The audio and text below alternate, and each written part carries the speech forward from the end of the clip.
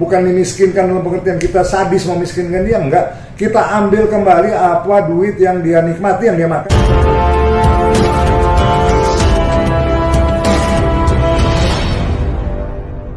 Rakyat kita susah, beras mahal, ya kan? Bansos diambilin dari mana-mana, sehingga katakanlah keuangan negara APBN juga jadi rusak. Nah, urusannya sekarang 271 triliun, bagaimana cara mengembalikannya? Tentunya kan ada dua cara. Kenakan dulu undang-undang tipikornya, korupsinya, kemudian sesudah itu digandeng juga dengan menerapkan undang-undang tidak pidana pencucian uang. Ya kan, sesudah dibuktikan korupsinya, dikenakan tidak pidana pencucian uang, bisa dilacak. Nah, artinya dari sekarang kejaksaan harus melakukan aset tracking. Aset-aset di tracking semua, diteliti, ditelusuri, harus dapat semua. Karena secara undang-undang, kemanapun aliran dana itu ditempatkan, apakah itu ke istri, apakah itu ke saudara, apakah itu ke mertua, apakah itu ke ipar, sepanjang uang itu berasal ya dari tangannya si tersangka ini, terdakwa ini, itu bisa ditarik. Ya, kalau cerita kerennya itu katanya kita tinggal telusuri, follow the money, ikutin aja uang ini kemana ngalirnya. Sepanjang uang ini mengalir kepada orang yang diketahui, kita bisa ambil. Persoalannya sekarang, apakah kejaksaan berani dan apakah kejaksaan mau? Ya kan? Mau sih mau, tapi beraninya mau nyita sampai berapa gitu. Kalau sekarang kan harus segera memang dilakukan penyitaan. Artinya jaminan terhadap kalau nanti perkara ini bisa dibuktikan bahwa betul memang mereka melakukan perbuatan melawan hukum dengan korupsi, berarti ini bisa dieksekusi untuk mengambil kembali, menutupi kembali kerugian negara. Kan gitu. Nah, pertanyaannya mau apa enggak? Karena seperti yang diungkapin itu, ini kan dananya besar sekali. Sementara sekarang aset yang ada kelihatannya besar. Besar, ada rumahnya di sini, rumahnya di Australia, mobilnya Rolls Royce, mobilnya Mini Cooper. Saya mau tanya, nilainya berapa memang itu? Rolls Royce itu berapa? Katanya tahun 2013. Paling nilainya paling 10-15 M. Nggak sampai dibilang 20 sekian M segala macam. Mini Cooper nggak ada 1 M juga ya, dengan countryman itu nggak ada segitu. Jadi apa kita puas dengan itu? Tentunya tidak. Semua hartanya itu harus disita, ya. Termasuk kalau memang sekarang mau dengan berani ya dan mau ambil itu pesawat pribadinya, rumah-rumahnya ya sita-sita dulu aja semuanya gitu ya. Dan prinsipnya kan semua orang setuju sekarang karena masyarakat sudah muak dengan hal-hal seperti ini. Mereka minta dihukum seberat-beratnya, ya kan? Dengan hukuman tentu yang diatur sesuai undang-undang, kemudian ditarik kembali. Bukan dimiskinkan dalam pengertian kita sadis memiskinkan dia, enggak. Kita ambil kembali apa duit yang dia nikmati, yang dia makan, ya kan? Apa kerugian negara yang kemudian dia sudah manfaatkan, dipergunakan, kita minta kembali, ya kan? Negara yang mewakili itu melalui kejaksaan menarik kembali kerugian-kerugian negara yang timbul. Jadi sekarang pertanyaannya, mau apa enggak, berani apa enggak? Karena pasti di belakang ini pasti ada orang-orang gede, ya kan? Udah muncul nama-nama. Bahkan hari ini saya dengar ada keluar namanya, mohon maaf ini disebutin namanya Najwa Shihab, ada Raffi Ahmad lah, ada Halilintar segala macam. Ya moga-moga enggak. Tapi kalau memang iya, ya dia mesti hadapin siapapun dia, kemanapun dia berlindung. Katakanlah sekarang dia ada di paslon sini yang sekarang menjadi pemenang, dia di paslon ini yang sekarang begini kuat, nggak ada urusan sama itu, ya kan? Karena ada equality before the law, katanya semua orang mesti di mata hukum harus sama. Jadi nggak ada itu pesohor segala macam. Ya buktinya lu ketua DPR bisa kena kok, ketua Mahkamah Konstitusi juga dihukum kok. Jadi apalagi ini masyarakat biasa yang cuman karena dia pesohor. Nggak ada satu orang pun bisa lepas ya dari jeratan hukum kalau memang dia melakukan tidak pidana, ya kan? Jadi makanya saya katakan bahwa ini tongkat estafet ini yang paling mengerikan gitu. Kok anak umur 30 tahun sudah berani terlibat dalam pusaran korupsi, ya, dengan mengambil uang negara begitu besar gitu, ya kan? Umur 30 tahun, nanti mungkin berapa tahun lagi nanti jangan turun lagi nanti anak umur 25 tahun, umur 20 tahun. Artinya memang inilah penegakan hukum atau pemahaman masyarakat yang tidak mengerti gitu, ya kan? Kalau saya boleh cerita sedikit ya, bukan mau sombong. Kira-kira 10 tahun yang lalu, saya ditelepon sama satu orang yang lagi di penjara di Sukamiskin akibat putusan dari KPK. Dia telepon saya, minta tolong amankan dananya dia 1,3 triliun.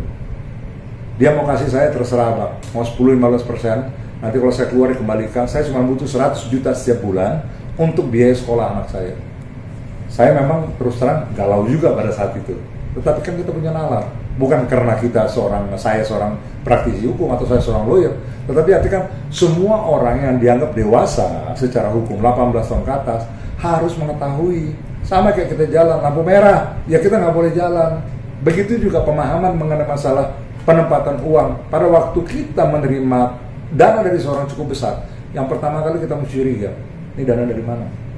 Jadi kalau pertanyaannya apakah Sandra Dewi ini bisa dijadikan tersangka, ya dilibatkan, sangat bisa. Karena sebagai seorang istri, dia punya kewajiban untuk mencurigai, bahkan untuk menanyakan. Sekarang kan dibilang posisinya apa? Ilustrasinya gini, Ahok itu komisaris di Pertamina, dia mundur. Saya dengar gajinya dia tuh antara 250 sampai 500 juta per bulannya, ya kan? Besar nggak? Besar. Kenapa besar? Karena dia ada di salah satu BUMN terbesar tuh Pertamina, ya kan? Gaji segitu. Nah sekarang kalau si Muiz ini menjadi komisaris salah satu perusahaan tambang ini, swasta, nggak mungkin gajinya gede-gede amat lah, 50 mungkin 100 juta, katakanlah 100 juta itu udah besar itu, ya kan? Kemudian dia pernah bawa pulang katakanlah, ya dengan performa dia pertama sebagai komisaris. Kemudian mungkin di 6 bulan kedua atau 1 tahun pertama dia datang, dia taruh uang 10M sama istrinya, 100M sama istrinya, 200M sama istrinya. Lah, masa seorang istri nggak wajib bertanya, Pak, dari mana nih dapat duit kamu nih? Ya kan? Jangan lu bawa duit haram lo ke sini lo. Kamu dapat dari mana? Nggak mungkin kayaknya. Dari performa kan sebagai komisaris. Komisaris kan gajian. Katakanlah setiap tahun nanti ada keuntungan, ya dibagi. Tapi apakah bisa seorang komisaris tambang begitu mendapat uang ratusan miliar? Karena kalau sekarang gambarannya ya 271 triliun. Logikanya nih, kan kita nggak tahu diterima berapa. Tapi dengan dia punya rumah, dia punya ini segala, rumahnya sekian banyak, ini sekian banyak. Kita kira-kira nih, ya mungkin bangsa 500 sampai 1 triliun paling tidak nih dia punya nih gitu ya, di samping 16 tersangka lainnya kan gitu kan. Nah sekarang targetnya negara, targetnya kejaksaan berapa harus kembali, ya kan, dari 271 triliun harusnya kejaksaan bertanggung jawab, sudah mengatakan kerugian 271 paling tidak mendekati itu, katakanlah 100 triliun lah. Sekarang persoalannya mampu nggak pihak kejaksaan untuk menarik kembali dana yang sudah hilang 271 triliun? Ini pertanyaan sekarang. Kalau memang dana itu ada, mungkin nggak kembali? Mungkin, ya kan? Tetapi mau nggak kejaksaan kerja keras untuk menelusuri itu semuanya? Ya, untuk terabas, nggak peduli siapa backingannya, nggak peduli bagaimana kesulitannya segala macam, karena mungkin sebagian udah ditaruh di luar negeri dananya, atau mungkin sudah ditukar dengan ini, dibelikan perhiasan, dibeli emas dan barang-barang berharga dan lainnya. Tapi artinya menelusuri hal seperti itu dengan sistem yang ada sekarang di perbankan nggak sulit gitu loh. Tinggal mau atau berani nggak, itu kuncinya. Saya pikir begitu. Oke, berarti hukuman yang layak pantas ketika melihat nominal yang begitu besar apa Bang menurut Abang sendiri? Ya, karena ini segera begitu besar, saya pikir seumur hidup aja sih pantas ya. Ya, saya nggak mau bicara lebih daripada itu gitu ya, karena seumur hidup itu buat saya itu hukuman yang paling berat justru sudah. Ya, karena seumur hidup artinya seumur-umurnya dia itu ada di dalam, ya kan? Itu kan lebih menyedihkan itu seperti itu ya kan. Sementara dia punya istri, dia punya anak yang mesti dibesarkan dan segala macam. Saya pikir cukuplah dengan hukuman seumur hidup, ya, atau minimal 20 tahun gitu ya kan. Itu saya pikir udah sangat memadai. Tapi kalau nanti dikenakan tuntutannya 10 tahun, diputus 3 tahun, nah ini yang gini-gini nih, yang gini-gini. Dan kita juga sudah melihat di dalam perjalanan kasus-kasus yang ditangani, apakah itu oleh kejaksaan, apakah itu oleh KPK, apakah itu oleh kepolisian, ya kan? Ujung-ujungnya cuman hitungannya cuma tahunan doang. Ini yang bikin masyarakat jadinya sakit hati kan. Kita nih cari banting tulang segala macam. Kayak tadi teman saya bilang, saya nyari uang 300.000 satu hari aja, susahnya bukan main segala macam. Kita nonton TV katanya, kita lihat, wah ini korupsi 271 triliun. Ini mau kemana di bawah ini? Ya kan? Dan kemudian makanya tadi yang satu lagi saya tekankan, anak-anak muda sekarang janganlah tergiur ya dengan hal-hal yang instan seperti itu. Karena pada waktu kita masih bicara spiritual juga ya, kita kan punya iman. kalau Tuhan dah izinkan, kalau Allah izinkan, you mau pinter-pinter bagaimana juga pasti ketangkep. Jadi himbauan saya terakhir kepada orang-orang yang terlibat dalam kasus ini, ayo nggak usah sampai dipanggil sama kejaksaan, ya kan? Kalau memang merasa ada menerima aliran dana melalui kasus ini, segera aja menyerahkan diri, bawa itu duitnya, serahkan. Itu baru gentleman, baru bisa dibilang gini, iya memang saya nggak tahu tadi, sesudah terekspos sekarang tahu bahwa suami saya atau keluarga saya menitipkan kepada saya, dan saya mengerti rupanya ini adalah hasil dari pelanggaran hukum, hasil daripada korupsi, dan kemudian secara sadar saya mengembalikan. Itu baru gentle.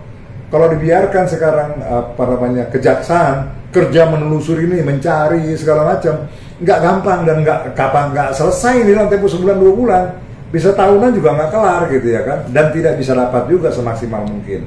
Jadi artinya yang melakukannya jangan berdosa 2 kali. Kalau memang Anda terlibat di dalam menyimpan dana-dana seperti ini, segera kembalikan. Maka tadi saya bilang, saya lupa tawarkan, tolong simpan 1,3. Saya berpikir ulang, tapi hari keputusannya 2 hari kemudian saya telepon dia. Saya bilang, sorry ya, saya nggak bisa terima.